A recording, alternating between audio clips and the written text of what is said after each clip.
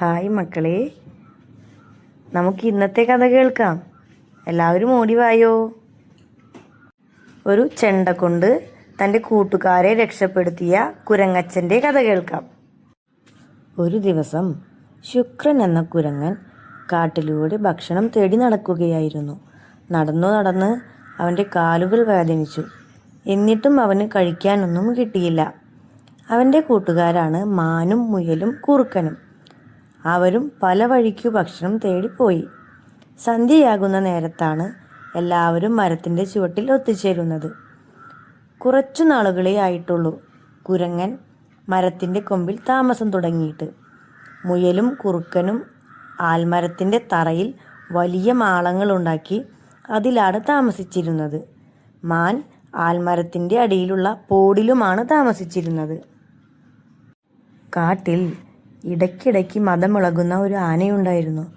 അവൻ എപ്പോഴും എല്ലാവരെയും ഉപദ്രവിച്ചു കൊണ്ടിരിക്കും.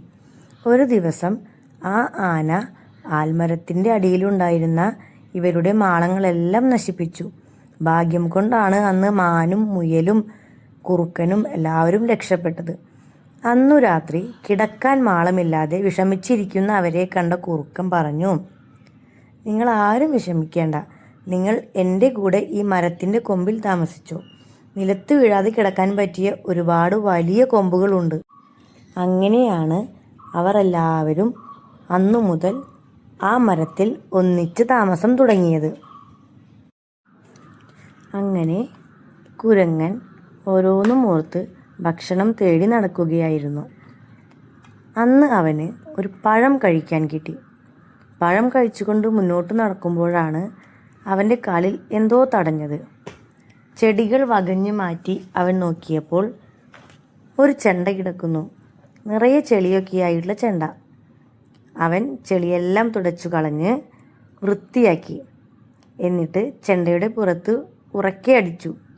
ഡും ഡും എന്ന ശബ്ദം കേട്ടപ്പോൾ ആദ്യം കുരങ്ങൻ പേടിച്ചു. പക്ഷേ ആ പേടി മാറാൻ അധിക സമയമൊന്നും എടുത്തില്ല കേട്ടോ. ഹായ്, നല്ല കളിപ്പാട്ടം. ആരാണോ ഇതിവിടെ ഇട്ടുപോയത്? എന്തായാലും നന്നായി. കൂട്ടുകാരെയൊക്കെ കാണിച്ചു കൊടുത്ത് കൊതിപ്പിക്കാം, കുരങ്ങൻ കരുതി. കുരങ്ങൻ ഒരു കാട്ടിലെ വള്ളിയെടുത്ത് ചെണ്ടയിൽ കെട്ടി അത് കഴുത്തിലിട്ട് മരത്തിലേക്ക് നടന്നു. അങ്ങനെ സന്ധ്യയായി. കൂട്ടുകാരെല്ലാവരും ഒത്തുകൂടി. കുരങ്ങൻ അപ്പോൾ തനിക്ക് കിട്ടിയ കളിപ്പാട്ടം മറ്റുള്ളവരെ കാണിച്ചു. അതിൻ്റെ ശബ്ദം കേട്ടപ്പോഴും കണ്ടപ്പോഴും അവർക്കൊക്കെ ആദ്യം ഒരു കൗതുകമുണ്ടായി. എന്നിട്ട് അന്വേഷിച്ചു, നിനക്കിത് എവിടെ നിന്നാ കിട്ടിയത്? കുരങ്ങൻ പറഞ്ഞു, എനിക്ക് പഴം തേടി നടന്നപ്പോൾ കിട്ടിയതാണ് എന്ന്. കുറച്ചു നേരമൊക്കെ മുയലിനും മാനിനും കുറുക്കനുമൊക്കെ ആ ശബ്ദം ഇഷ്ടപ്പെട്ടു. പക്ഷേ കുരങ്ങൻ നിർത്തിയില്ല. എപ്പോഴും ചെണ്ട കൊട്ടാൻ തുടങ്ങി.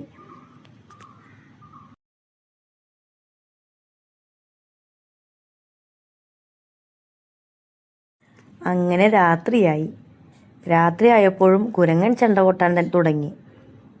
രാത്രിയിൽ ചെണ്ട കൊട്ടിയപ്പോൾ കൂട്ടുകാർക്കൊക്കെ ദേഷ്യം വന്നു. എന്നിട്ട് പറഞ്ഞു, കുരങ്ങാ, മതിയാക്ക്, ഞങ്ങൾക്ക് കിടന്നുറങ്ങണം. ഞങ്ങളുടെ ഉറക്കം കളയാനാണോ നീ ഇത് കൊണ്ടുവന്നത്? എന്നിട്ട് ദേഷ്യപ്പെട്ടു. ചെണ്ട കൊട്ടൽ നിർത്തി ഉറങ്ങിയില്ലെങ്കിൽ ഞങ്ങളിത് കുത്തിപ്പൊട്ടിക്കും എന്ന് കൂട്ടുകാരും പറഞ്ഞു. ആരെന്തൊക്കെ പറഞ്ഞിട്ടും കുരങ്ങന് തൻ്റെ കളിപ്പാട്ടം മാറ്റിവെക്കാൻ കഴിഞ്ഞില്ല. ഉച്ചയായപ്പോൾ കുരങ്ങന് വിശക്കാൻ തുടങ്ങി.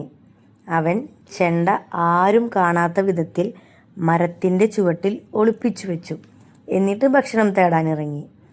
കുറേ ദൂരം നടന്നപ്പോൾ അവന് പേടി. എൻ്റെ ചെണ്ട ആരെങ്കിലും എടുത്തുകൊണ്ടു പോകുമോ? ഉടനെ തന്നെ അവൻ തിരിച്ചു വന്ന് ചെണ്ട കൂട്ടാൻ തുടങ്ങി. ഇതൊക്കെ കണ്ട അവൻ്റെ കൂട്ടുകാർ അവനോട് ചോദിച്ചു, കുരങ്ങാ, നിനക്ക് വിശക്കുന്നില്ലേ? ആഹാരം ഒന്നും വേണ്ടേ? കുരങ്ങൻ പറഞ്ഞു, എനിക്ക് എൻ്റെ ചെണ്ടയുണ്ട്, എനിക്കത് മതി. അന്നു രാത്രിയും പതിവ് പോലെ കുരങ്ങൻ ചെണ്ട കൊട്ടാൻ തുടങ്ങി. അപ്പോൾ കുരങ്ങൻ തൻ്റെ ചെണ്ട കൊട്ടാനും തുടങ്ങി. ഇത് കേട്ടപ്പോൾ കൂട്ടുകാർക്ക് ദേഷ്യം വന്നു. എന്നിട്ട് പറഞ്ഞു, ഇനി നീ ഈ മരത്തിൽ താമസിക്കേണ്ട, അപ്പുറത്തെ മരത്തിലേക്ക് പോയിക്കോളൂ. കുരങ്ങൻ തൻ്റെ ചെണ്ടയുമെടുത്ത് അപ്പുറത്തെ മരത്തിലേക്ക് താമസം മാറ്റി. താമസ സ്ഥലം മാറിയതിനാൽ അന്നു രാത്രി കുരങ്ങന് ഉറക്കം വന്നതേയില്ല. അവൻ്റെ കൂട്ടുകാരൊക്കെ അപ്പുറത്തുള്ള മരത്തിൽ സുഖമായി ഉറങ്ങുകയുമാണ്. അപ്പോഴാണ് കുരങ്ങൻ ദൂരെ ഒരു ശബ്ദം കേട്ടത്. അതാരാ മക്കളേ? അവരെയെല്ലാം ഉപദ്രവിച്ചിരുന്ന ആന. ആന ചിഹ്നം വിളിച്ച് ദൂരെ നിന്നും വരുന്നു. ഇതൊന്നും അറിയാതെ ഉറങ്ങുകയാണ് കുറുക്കനും മാനും മുയലും. ആന വന്ന് അവൻ്റെ കൂട്ടുകാർ കിടന്നുറങ്ങുന്ന മരമാകെ കുലുക്കാനും അവരുടെ താഴെയുള്ള മാളങ്ങളെല്ലാം നശിപ്പിക്കാനും തുടങ്ങി.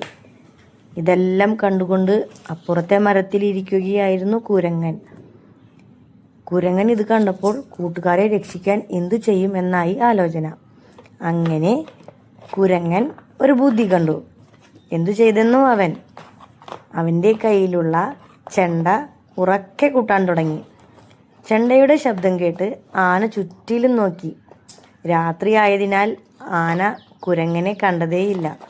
ശബ്ദം മാത്രമാണ് കേട്ടത്. ഇതെന്താ പുതിയ ശബ്ദം? ഞാൻ ആദ്യമായി കേൾക്കുകയാണല്ലോ. ശബ്ദം കേട്ട് പേടിച്ച ആന കുറുക്കനെയും മാനെയും മുയലിനെയും ഉപദ്രവിക്കാതെ തിരികെ ഓടാൻ തുടങ്ങി. ഇത് കണ്ടപ്പോൾ കൂട്ടുകാർക്ക് സന്തോഷമായി. അങ്ങനെ അവർ ഒരു ചെണ്ടയുടെ വില എന്താണെന്ന് മനസ്സിലാക്കി. തൻ്റെ കൂട്ടുകാരൻ ഞങ്ങളെ ശല്യപ്പെടുത്തി കൊട്ടിയിരുന്നതാണെങ്കിലും ആ ചെണ്ടയാണല്ലോ പിന്നീട് ഞങ്ങളുടെ ജീവൻ രക്ഷപ്പെടുത്താൻ ഉപകാരമായത് എന്നു പറഞ്ഞ് അവർക്ക് സന്തോഷമായി. പിന്നീട് ഒരിക്കലും ആന കാട്ടിലേക്ക് വന്നിട്ടില്ല. കുറുക്കനും കുരങ്ങനും മാനും മുയലും എല്ലാം സന്തോഷത്തോടെ ഒരു മരത്തിൽ താമസിച്ചു. നമ്മൾ എത്ര ചെറുതാണെന്ന് കരുതുന്ന വസ്തുക്കൾ പോലും നമുക്ക് പിന്നീട് വളരെ പ്രധാനപ്പെട്ടതായി മാറും. അതുകൊണ്ട് ഒന്നിനെയും വില കുറച്ച് കാണാതിരിക്കാൻ നമ്മൾ ശ്രദ്ധിക്കണം കേട്ടോ. അടുത്ത കഥയുമായി വരാം. അതുവരെ ഗുഡ് നൈറ്റ്. മറക്കാതെ ചാനൽ സബ്സ്ക്രൈബ് ചെയ്ത് സപ്പോർട്ട് ചെയ്യണേ.